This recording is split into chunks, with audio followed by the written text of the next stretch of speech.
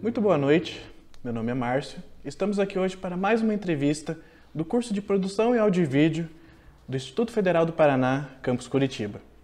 Hoje recebo aqui Ivo Queiroz. Ivo é compositor e músico de samba, autor do livro Africanidades e Democracia, possui licenciatura em Filosofia na Pontifícia Universidade Católica, professor titular aposentado da Universidade Tecnológica Federal do Paraná, onde fez mestrado e doutorado em Tecnologia e ministrou aulas de Filosofia, Ética, História, Sociologia, Metodologia de Pesquisa e Presença Africana no Brasil, Tecnologia e Trabalho. Muito boa noite, Ivo. Queria agradecer pela sua presença aqui hoje. Boa noite, Márcio. Muito obrigado pelo convite. Bom, Ivo, eu queria já começar perguntando como começou esse seu envolvimento com o samba? Na verdade, o envolvimento com o samba ele é posterior na minha experiência, porque eu sou caipira, nasci no mato, vivi no mato até 12 anos de idade. E na minha família havia assim, um espírito musical muito forte, as pessoas cantavam muito. Meus tios tocavam modas caipiras, violão, viola. E na adolescência, eu já morando na Grande São Paulo, eu passei a ter contato com grupos de jovens, participações, particularmente na Igreja Católica, e se valorizava muito a canção. Então nós cantávamos muito. E eu comecei a ficar emocionado, percebi que os meus colegas que tocavam os violões, as guitarras, eles tinham assim digamos, um serviço muito grande que eles prestavam para nós. E aí passei a desejar o aprendizado do violão, e comecei a treinar. Meu tio foi me ensinando inicialmente, e com o passar do tempo, quando eu percebi, eu estava meio metido no samba e tudo certo. Bom, Ivo, o Paraná ele tem um longo histórico com o samba, mas ainda assim as pessoas não fazem a ligação entre esses dois pontos. Como você enxerga isso? Eu enxergo o Paraná como uma unidade que expressa um conjunto de circunstâncias que fazem o Brasil ser o Brasil. E o Brasil é profundamente racista. O Paraná não fica de fora. O Paraná é racista, o Paraná é excludente, o Paraná, enfim, tem essas marcas. Por exemplo, Curitiba é um dos orgulhos das autoridades, de personagens de Curitiba, ressaltar o caráter europeu da cidade, quase que ignorando o passado africano de Curitiba, o centro velho de Curitiba. Atrás daqueles prédios todos você vai encontrar a mão de obra de gente escravizada que trabalhou aí. Então, esse silenciamento do passado africano do Brasil, e um africano escravizado, ele é escamoteado de diversos modos. E o samba, como uma expressão da cultura dos povos negros, o samba ele acaba sendo amordaçado junto. Quer dizer, tentam fazer isso, mas como dizia a Beth Carvalho, depois de todos os esforços que fizerem para silenciar o samba, aí o Partido Alto volta de novo, né? Eu gostei que você comentou essa questão desse embranquecimento, porque é uma coisa inegável aqui no nosso estado, principalmente Curitiba. Então a gente pode pensar no samba como tipo de resistência que reforça a nossa conexão com uma ancestralidade africana desse cenário aqui do Paraná. A sua indagação ela tem alguns elementos que são muito poderosos, né, para fazer uma análise. Né? Se pensar em resistência, resistir, quem resiste a quê? Ancestralidade, o que seria a experiência de ancestralidade, né? E o que é o samba nesse cenário. Uhum. Então, se fosse pensar vamos dizer, do mais antigo, do mais distante para o presente, eu ressaltaria inicialmente o que é a experiência de ancestralidade para os povos negros, no caso dos povos negros na diáspora africana no Brasil.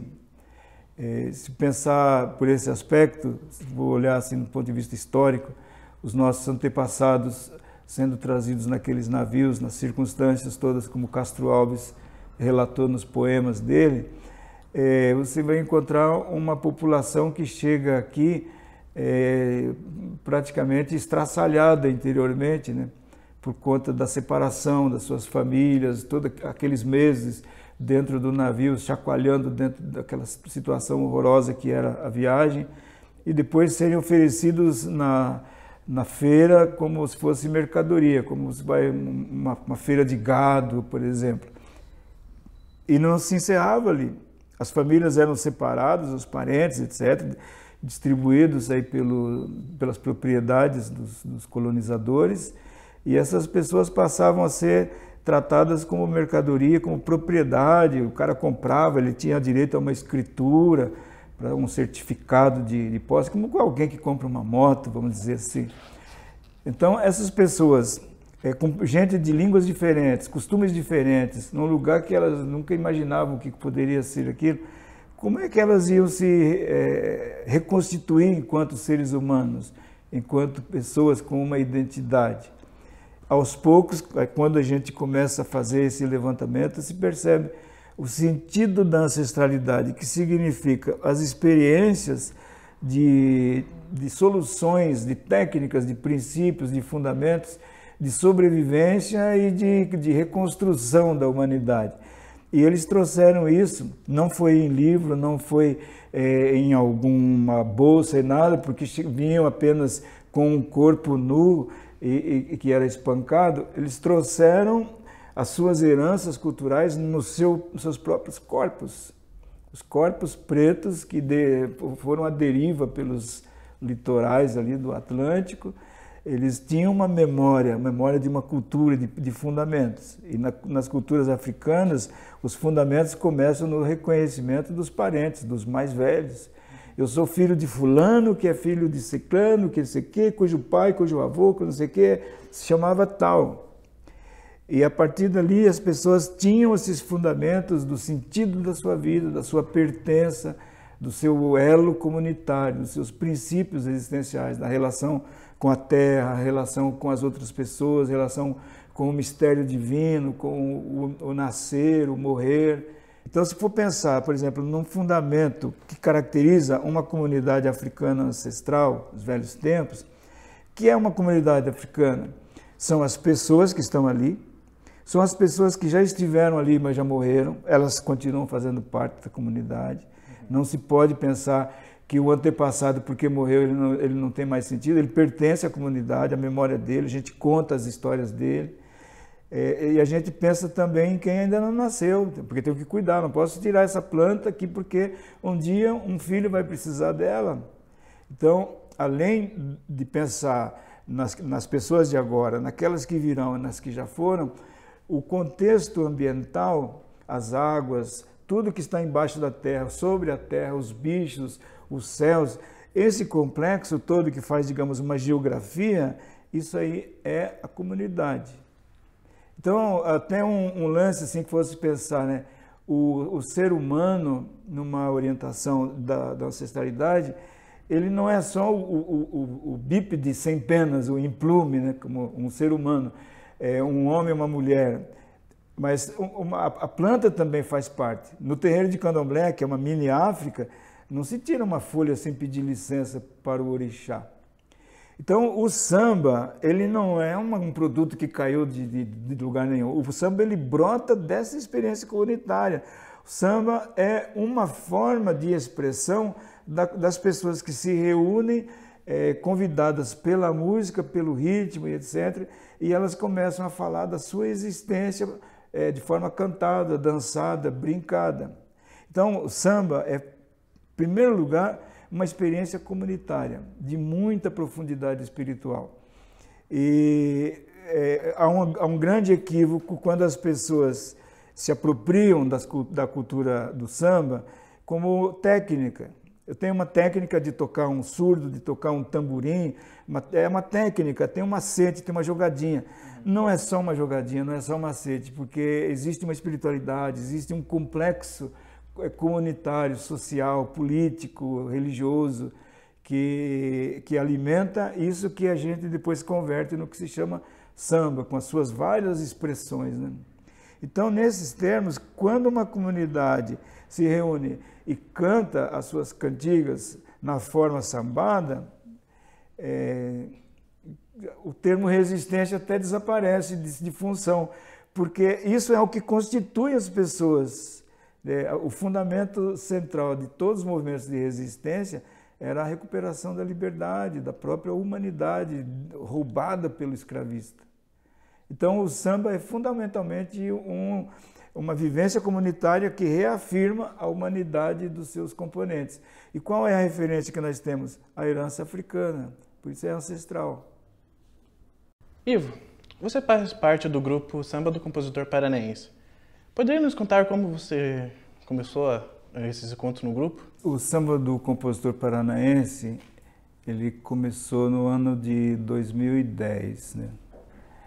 E eu não participava inicialmente, mas um amigo, um irmão de caminhada, né, que nós convivemos aí há mais de 30 anos, aliás, recentemente ele concluiu um curso de especialização aqui mesmo nesse campus do Instituto Federal, um professor belíssimo chamado Cláudio César da Silva, que nós chamamos de Mano Peba. E o Mano Peba passou a me chamar para participar desse novo trabalho que estava acontecendo, que era de música autoral. Antes disso, na nossa convivência ali na região de Campo Comprido, nós fizemos muitas rodas de samba a partir dos anos 1994, por aí.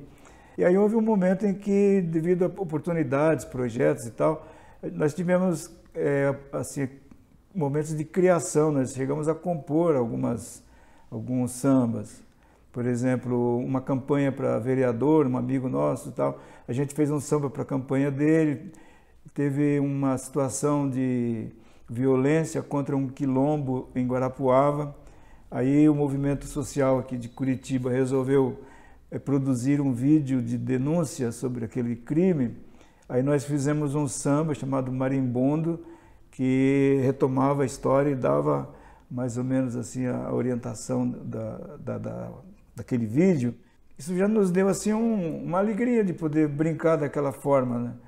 Então, quando surgiu a ideia do samba do compositor, da compositora, inicialmente eu fiquei um pouco retraído, porque eu andava com algumas dificuldades, algumas decepções e tal. E ele me insistiu tanto, e pelo respeito que eu tenho por ele, eu fui numa primeira reunião. Aí foi irresistível. Posso falar assim, o cenário? A reunião acontecia naquele momento na Sociedade Operária 13 de Maio, na Rua Clotário, Portugal. E eles estavam fazendo em forma de festival. Então os músicos inscreviam os sambas que passavam por uma triagem. Aqueles que eram selecionados eram apresentados numa tarde de domingo com júri, uma solenidade, né? Uma coisa bonita. Sim. E o produto final seria convertido num CD que de fato existe e anda circulando pela cidade. Nós fomos na primeira vez numa dessas sessões e quando nós entramos no salão, na porta do salão, a banda estava terminando de passar o som. Aí eles guardaram os instrumentos, nós estávamos parados na porta, observando, assim, um pouco atentos, assustados. E os músicos se levantaram e vieram cumprimentando cada pessoa que estava no salão e quem estava chegando. E vários deles vieram lá nos cumprimentar e agradecer porque estávamos lá. Aí acabou comigo. Então eu passei a participar e tenho a maior alegria, o maior orgulho de participar do samba do compositor, da compositora. No eixo Rio-São Paulo, a gente tem vários grupos de samba autoral. Só que daí em outras regiões do país, esses grupos não têm tanta visibilidade. Você acha que há uma forma melhor de difundirmos esses grupos de samba autoral pelo Brasil? Olha, Márcio, eu não sei se a ideia de difundir, se ela é preocupação das pessoas que estão nesses movimentos, nesses grupos. O que eu tenho sentido, o que eu tenho percebido, é que quando a pessoa é tocada pela música, eu interpreto que a pessoa, no âmbito da arte, ela não escolhe, né? Ela é capturada, a inclinação vem de dentro, né? Como se fosse um presente que está na pessoa. E as pessoas que a música escolheu, elas querem contar o que fizeram. Então, quando uma comunidade se constitui e começa a acontecer essa partilha, as coisas vão surgindo de uma forma muito natural. Por exemplo, aqui em Curitiba, é muito comum os amigos que fazem parte desse contexto, nós nos encontrarmos ou na casa de alguém, ou numa situação de festa, não sei o quê, e de repente essas músicas que surgem lá no nosso meio, elas começam a ser cantadas. Então é sobretudo uma produção que ela vem da interioridade das pessoas que as criam a partir do que acontece na vida ali, no contexto do dia a dia. E aí os temas os mais comuns, os mais singelos, os mais interessantes, eles acabam sendo convertidos em versos, melodias e ritmos e tal. E contar isso para os amigos, como no nosso ritual lá, acontece bem isso. Estamos assentados em roda, a pessoa que vai apresentar a nova música, ela tem um tempo para dizer como foi, o que aconteceu, o contexto que ela chegou até aquele resultado. Depois ela canta, geralmente os violonistas, os cavaquinistas fazem um acompanhamento, ela canta uma vez, canta duas, e o grupo vai acompanhando com um texto em mãos, e vai aprendendo e aos poucos vai melodiando junto. Quando está pronto, firme ali, aí o pessoal da percussão vai e compõe, a gente canta mais umas 2, 3 vezes para firmar bem a música. Então, se você tiver a oportunidade de entrar lá nas postagens do grupo, você vai ver que a música no começo é meio amarrada e tal, daqui a pouco começa a pegar um jeito e lá no momento de destaque começa uma rítmica e um vozerio, é uma coisa assim de arrepiar. Então, nesses termos, o samba é sobretudo essa vivência. Nós encontramos essa experiência. Em Ponta Grossa era o samba do trilho, porque ficava perto da ferrovia, lá onde ele se reuniu. Campinas tinha o cupinzeiro, né? E aí tem Uberlândia, Florianópolis. Fomos uma vez em, como é que é? Não é Camboriú, é uma outra cidade aqui próxima, Blumenau. Rodas de samba espetaculares, e chegando lá, aquele sistema comunitário, um tacho desse tamanho, entendeu? Um AG1, né, como a gente fala, né, um rango espetacular para todo mundo. E essas formas de vivência comunitária, elas estão em vários lugares. No Rio Grande, no Uberlândia tem, Belo Horizonte tem, Rio de Janeiro, São Paulo, enfim. As pessoas estão muito mais mobilizadas para viver essa experiência. Em alguns casos, os artistas eles se apropriam disso e divulgam pelos seus grupos. Aqui em Curitiba tem, por exemplo, o Caxangá foi um grupo que gravou um CD só com músicas autorais colhidas lá no compositor, no samba do compositor da compositora. O Grupo Braseiro fez um disco híbrido. O grupo Regional Generoso gravou no estúdio do Sesc, ali do Paço da Liberdade, um CD lindíssimo. E esses discos você vai encontrar nas plataformas, estão lá. Então são cantigas de autores que pessoas de fora não conhecem, não tem a menor ideia. Por quê? Porque é um anônimo de Curitiba, é um Ivo qualquer, é um Peba da periferia, lá do Tatuquara. E com músicas lindonas, cara, maravilhosas, sambas assim de arrepiar. Eu gostei que você comentou esse ponto assim desses encontros em casa, assim, uma coisa, e até esse ponto final da sua resposta das pessoas não saberem tanto assim quem é, por exemplo, um Ivo Queiroz ou algo assim. E você acha que isso, de certa forma, teria a ver com o investimento assim público da nossa prefeitura com relação a uma cultura fora desse embranquecimento que eles querem passar da cidade? Olha, o que eu percebo é que nós temos encontrado portas abertas na administração da Fundação Cultural, particularmente, que eu acompanho mais. Nós estamos participando agora de uma série de apresentações nas regionais. Então, nós fizemos uma apresentação numa regional através de um colégio no Boqueirão. Essa semana que passou fizemos uma no Cajuru. Temos uma agenda de outros, ao todo acho que serão 10 encontros. Nós vamos lá apresentar durante uma hora e pouco para pessoas da comunidade, estudantes, enfim. E isso aí significa uma parceria, porque vem de um projeto que é apresentado pelos editais que a Fundação oportuniza. Então tem acontecido várias situações assim.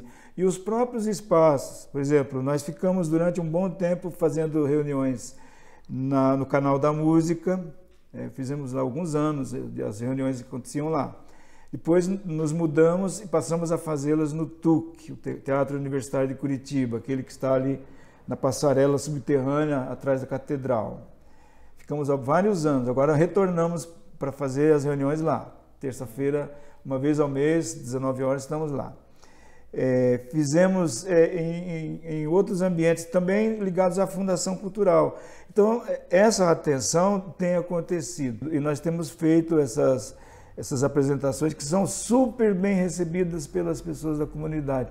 O pessoal fica admirado, os estudantes ficam admirados que, puxa vida, tem os músicos, a gente mostra os instrumentos, chama os estudantes que você sabe fazer batalha de rima e tal, quer versar aqui, cantar um sambinha conosco e tal. Porque, querendo ou não, a música tem gente que ela escolheu ali no meio. Essa precisa de um alô, né? Chamar, a gente está chamando. Ivo, eu estava pesquisando sobre suas apresentações em escolas e teve duas situações que me chamaram bastante atenção. Primeiro que foi o caso de racismo sofrido por uma garota em uma dessas escolas, e outra foi a questão de cobrança para os professores combaterem o racismo em sala de aula. Poderia nos falar um pouco mais sobre isso? Mano, essa experiência aí foi assim, muito dolorosa. Não vou dizer os nomes e os lugares, mas foi no Paraná. Eu viajei com a minha filha para lá. A minha filha participa do projeto do Samba do Compositor, da compositora. Ela é musicista, fez faculdade, mas quando era bebê ela já tocava com a gente lá e tal, então eu fico feliz com isso. E nós fomos fazer um trabalho numa região, a convite de um professor, e ele nos passou o cenário do que se dava na escola onde ele atuava. Então havia lá uma menina, aliás aquela menina tinha um garoto também, um rapazinho, ele era mais espontâneo, mais expressivo, se comunicava mais, então aparentemente era como se ele tivesse algum repertório de força que ele enfrentava bem aquela situação. Mas a menina era absurdo o que faziam com ela, era um crime absurdo. Porque quando a professora queria punir alguém, ameaçava dizendo, olha, você vai se sentar ao lado de fulana, daquela menina lá. Entendeu? Era uma perseguição assim, explícita, pública, e ninguém ligava. E nós estávamos no auditório, o auditório estava entupido de gente, alunos sentados nos corredores, professoras e professores, e a gente estava lá e o professor me avisou antes, falou assim, ela está sentada lá no público com a mãe dela ao lado, a mãe preta dela estava sentada do seu lado. Aí nós cantamos um samba que foi uma criação, você vai encontrá-lo lá no nosso canal, chama-se Deus fez o negro negro. E essa é uma expressão que eu retirei de um texto do ativista Steve Biko, que era da África do Sul, um militante contra o apartheid, e ele foi fazer reuniões lá com lideranças e tal, então ele passou a dizer isso. Não tem nada errado com a pessoa negra. Isso é uma ofensa a Deus, considerar que tem alguma coisa errada com a pele dela, com o cabelo dela, com o nariz, enfim, com o seu fenótipo, porque se ela está aí, ela foi deliberadamente feita dessa forma por Deus, e dizer que tem algo errado é ofender gravemente a Deus, porque Deus fez essa pessoa negra, negra, não fez branca, não fez amarela, fez negra. Então qual é o problema? É uma forma da pessoa também participar da humanidade. E com esse fundamento eu chamei a atenção. E aí eu esgoelei naquele microfone. Assim, olha, se você é uma pessoa religiosa e o seu Deus é verdadeiro e você acredita nele, e você é, ao mesmo tempo, uma pessoa racista, tem uma incongruência.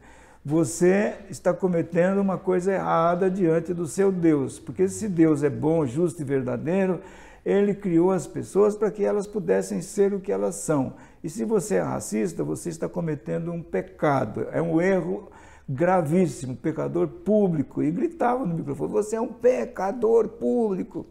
E se você vive nesse país e respeita as nossas leis, saiba que a Constituição Federal estabelece a igualdade entre todas as pessoas. E racismo é crime. Se você é racista, você é criminoso.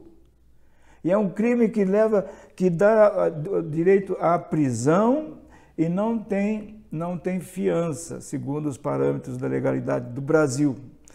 Então, enfim, feito isso, nós cantamos um samba que foi feito a partir daquela inspiração do Steve Biko. Deus fez o negro negro, Deus fez a negra negra, né? E o refrão dizia assim, não há nada errado em ser negro, porque Deus fez o negro negro. Não há nada errado em ser negra, porque Deus fez a negra negra. E a menininha estava lá, a mãe dela, cara. Eu tive o prazer de fazer esse discurso. E aí chamar os professores, de professora racista. Uma professora veio me perguntar, insinuando que as pessoas negras, naquela turma, naquele lugar, que as pessoas negras, elas têm dificuldades econômicas e não sei o quê. Ela queria dizer o seguinte, os negros são culpados por serem pobres, por serem, entendeu? Por terem dificuldades. Eles não querem trabalhar, eles não querem estudar, eles não querem isso, não querem aquilo. Aí eu disse para ela, professora, o que a senhora acaba de me dizer, eu ouço semanalmente, assim, não sei quantas vezes. Isso aí é um dos protocolos do racismo do Brasil. A senhora acabou de fazer uma declaração profissionalmente racista. Porque o racista, ele chegou a um ponto de fazer esse tipo de declaração, que é a mesma declaração que fazem com a mulher quando ela é agredida e levada ao óbito pelo violento. E as pessoas dizem que ela foi a culpada, porque a roupa que ela usou, porque o gesto que ela fez estava convidando o agressor, tal. Ou seja, as pessoas não percebem que o criminoso é um criminoso. O racismo é crime, a violência contra a mulher é crime, a gente tem que dar nome para as coisas, né? As coisas têm nome. Então, aquela situação lá foi uma experiência assim, muito dura, mas apesar da dor que aquilo representava, eu senti muita alegria de estar lá naquele momento e fazer aquela declaração. E nós cantamos o samba. Ivo, eu queria agradecer mais uma vez pela sua presença aqui hoje com a gente, por disponibilizar esse tempo aqui para a gente. E agora ficamos com um trecho de uma música de Ivo Queiroz.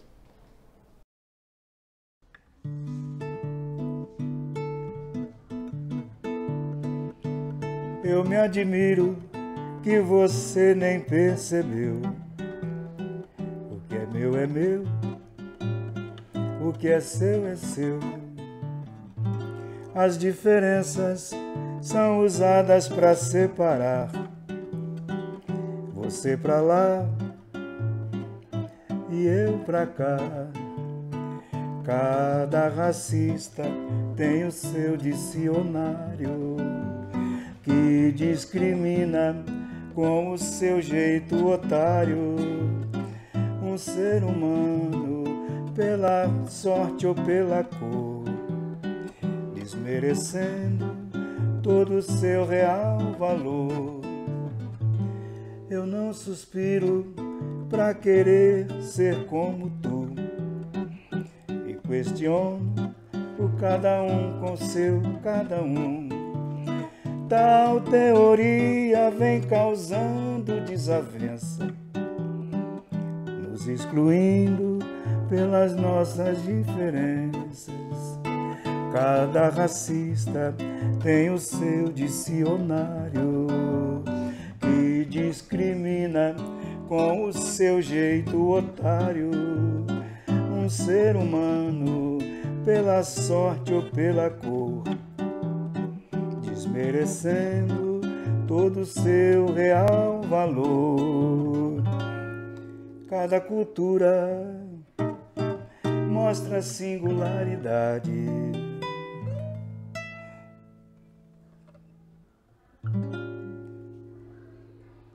E contribui para a diversidade. Enxerga pouco quem rejeita o diferente.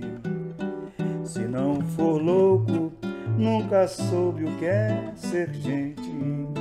Laia, laia, laia, laia, laia, laia, laia, laia, laia, laia. Um ser humano pela sorte ou pela cor, desmerecendo todo o seu real valor.